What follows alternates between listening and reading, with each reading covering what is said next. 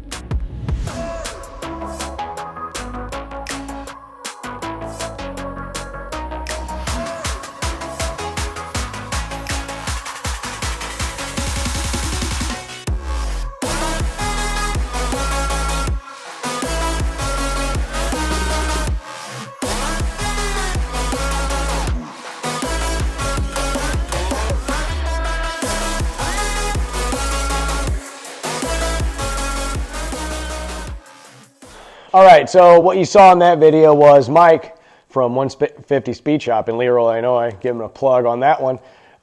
He's the one with some really cool El Caminos at some point you're going to see. But what he did is he did some exploratory methods, if you want to say. You saw him taking a hammer, poking around there, finding some rust.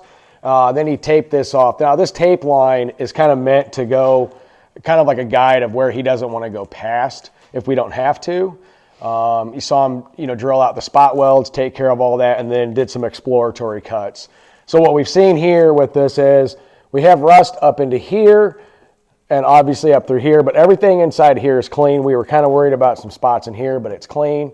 You do see some surface contamination along here. We're going to address that, get that all cleaned out, do a little bit more cutting because we do have a brand new cab corner in here that we're going to have to cut down and get blended up in there.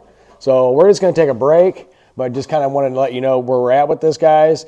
And it's a lot of work, but glad this truck has very little rust in it. We're cutting out what we need to cut out so we can get this in there, get it all welded up, get all the filler in there, sanded down so we can get this truck painted and get it back on the cab. So with that, we're going to take a break and we'll see you soon.